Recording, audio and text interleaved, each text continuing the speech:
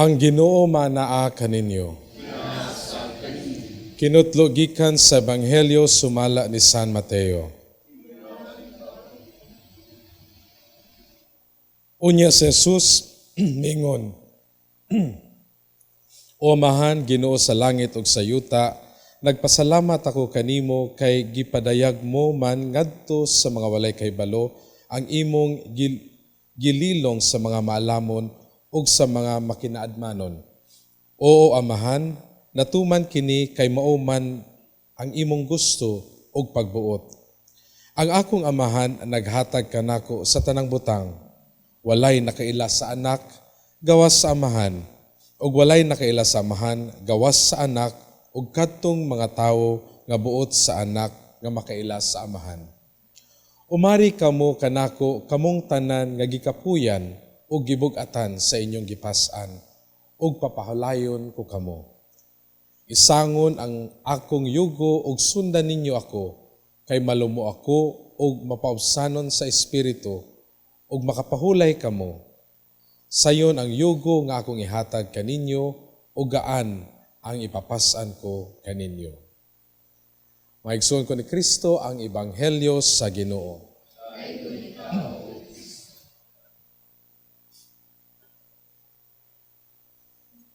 Sa panahon karon, daghan kaayo ang mga taong akong nahimamat nga usara gyud lang mga pulong pirmi. Stress na kay ko, Father. Diba? Sa kadaghan sa kahitabo sa atong kalibutan karon, sa kapaspas sa mga panghitabo usab diha sa atong kinabuhi. Daghan sa ato ang magsigreklamo nga gikapoy na sila. No? We are so stressed. We are so tired. Og wala may exempted sa kakapoy. Walay exempted nga dili makabati og stress. Gani di makabati og frustration, kabugat sa mga pas-anon sa kinabuhi sa pangadlaw-adlaw. Apan kini atong ebanghelyo karon makapadasig unta sa atoa diha sa pag-claim niya ng atong importante pud nga buluhaton sa ato ang kinabuhi isip mga sumusunod sa Ginoo. Amo kana ang pag-rest.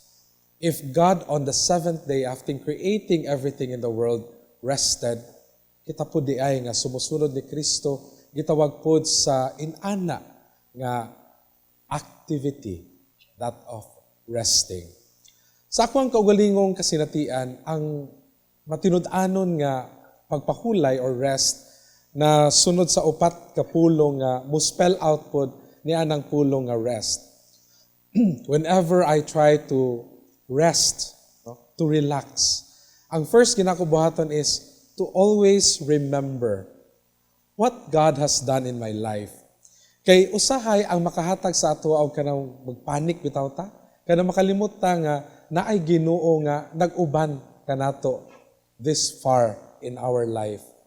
Nga usahay pag mapuno kita sa kabalaka sa atong gihuna-una diha sa atong kinabuhi, makalimot kita sa pag-relax, no? Sa pag-take time to also appreciate taking that space to rest. So diha sa akong pagpahulay, I always remember the many things, the many prayers that God has answered. In fact, nahinumdum ko sa usa ka prayer petition diha sa novena sa Our Mother Perpetual Help, no? For the past favors that they may create in us confidence to trust in God's loving mercy and to rely on His perpetual help. Nga ang makahatag dayet sa atong kumpiyansa diha sa atong pagpadayon sa pag-ampo sa Ginoo o pagpangayo sa hinabang diha sa pagbalik-lantaw nato sa mga kasinatian kung diin siya nitubag na sa atong mga pag-ampo. So for me to be able to rest well, o kita pod, for us to be able to rest well, we need to remember what God has done for us. The good thing that God has done in our life.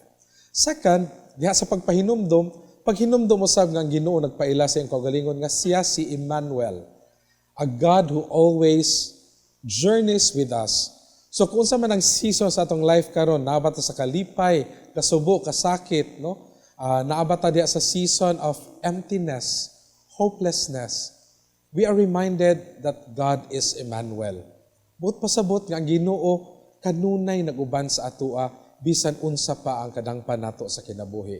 that God will always be with us, that God is going to give us the grace and the strength to be able to endure whatever is difficult diha sa atong kinabuhi. So hinumduman nato nga atong Ginoo si Emmanuel. Ya kung mahinumdum ta niini, kita mo tuon hinuon diha sa pag-stay silent and to be still. No? First is kaning silence.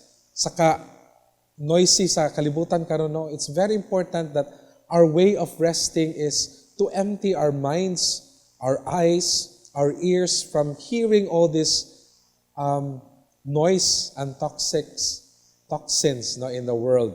So importante that when we claim our space for rest, ato pong igahin siguro diha sa atong paghatag og panahon sa Ginoo in silence. Nga dili lang ang atong pag-ampo, petisyon sa pagpangayo o hinabang. Well, although it's very important, but to allow God also to speak through us. So siguro ikatulong nga diha sa atong pag-claim sa atong stillness, sa atong silence is to be able to reflect on the scriptures. Because ang scriptures, kaning Biblia, no, mao man ang buhing pulong sa Ginoo nga magpahinumdom sa atoa sa mga pulong nga makahatag og pagdasig, paglaom diha sa atong kinabuhi. So when you decide to rest in your life, no, stay still, be silent, and perhaps find time to reflect on the scriptures. And finally, letter T, to spell out rest, is to trust the Lord. Very important to remind ourselves nga sa atong kinabuhi, no, naay mga butang nga dili ginato makontrol. And so we let ourselves surrender them to God in full trust. Kay siya man ang naay kapasidad o abilidad nga mutabang sa atoa sa pag-manage nining mga butang that is beyond our human capacities. So, mga igsuon, hinaot niining atong pagpamalandong niining atong ebanghelyo karon, that we may grow in trust, that we may learn to surrender in God.